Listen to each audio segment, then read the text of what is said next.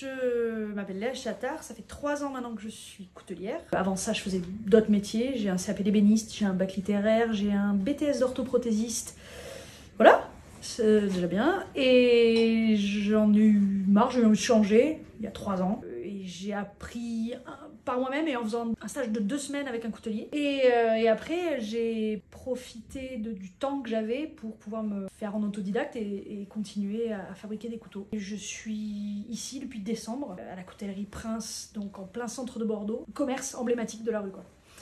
Et donc ce commerce avait un atelier en arrière-boutique qui était fermé depuis des années. Et maintenant, on est 2 couteliers fabricants au sein de cet atelier. On a plusieurs casquettes, entre guillemets. On est à la fois créateur, donc on profite de l'atelier pour créer des modèles qu'on met en vitrine ensuite en direct producteur-consommateur. On propose aussi des ateliers où les gens viennent fabriquer avec nous leurs couteaux et repartent avec le petit couteau qu'ils ont fait. Ils peuvent se la péter en société, c'est toujours un plaisir. Voilà. J'ai passé un CAP d'ébéniste chez les Compagnons, il y a quelques années maintenant. Donc j'ai vraiment appris à travailler en sécurité avec du bon matériel, le bon équipement, quoi. Donc j'ai gardé ces réflexes, donc j'ai des chaussures de sécurité, le plus légères possible pour qu'on soit confort, casque anti-bruit, masque anti-poussière, je travaille tout le temps avec le masque à cartouche, le casque anti-bruit, toujours.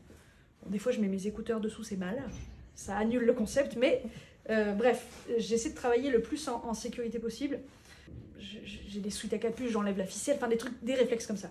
Sinon après, on ponce du métal, donc on fait des poussières de métaux et ces poussières peuvent être très chaudes, voire brûlantes. Donc toutes les matières synthétiques type polaire, c'est pas une bonne idée. Ça fait vraiment comme un pull d'un gros consommateur de cannabis. Blague à part, c'est des produits où ça peut être inflammable.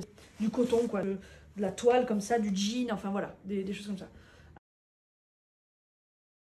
Ça, j'avais envie d'avoir un petit style, j'avoue. C'est un Vinted, gros fournisseur pour moi, parce que seconde main, fringues que je vais pouvoir vraiment finir d'abîmer, quoi.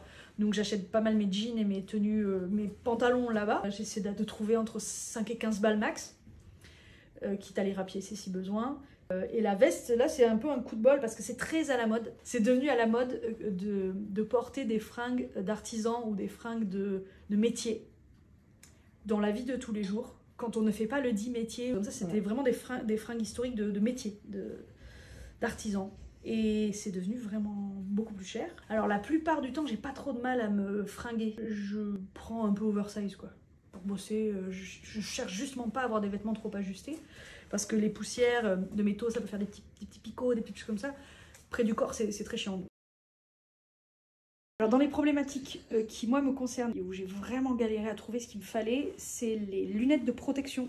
Comme j'ai déjà des lunettes, il existe des lunettes de protection qui soi-disant vont prendre en compte les lunettes, mais ça laisse toujours de l'espace. En tout cas, c'est les modèles que j'ai trouvés. Donc, par exemple, quand j'utilise la disqueuse, ça fait beaucoup d'étincelles et beaucoup de particules qu'il ne faut vraiment pas mettre en contact avec des yeux, hein, c'est pas bon.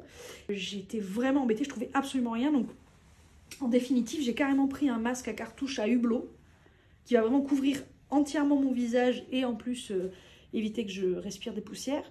Et ça fonctionne. Mais juste des petites lunettes, je peux pas. Avec les lunettes, ça marche pas. Et surtout, les lunettes, ça coûte un petit peu cher. Donc le fait de rayer les verres en permanence avec des projections, c'est pas bon. Donc j'essaie au maximum de travailler avec des masques qui protègent à la fois masques respiratoires et pour la vue, quoi.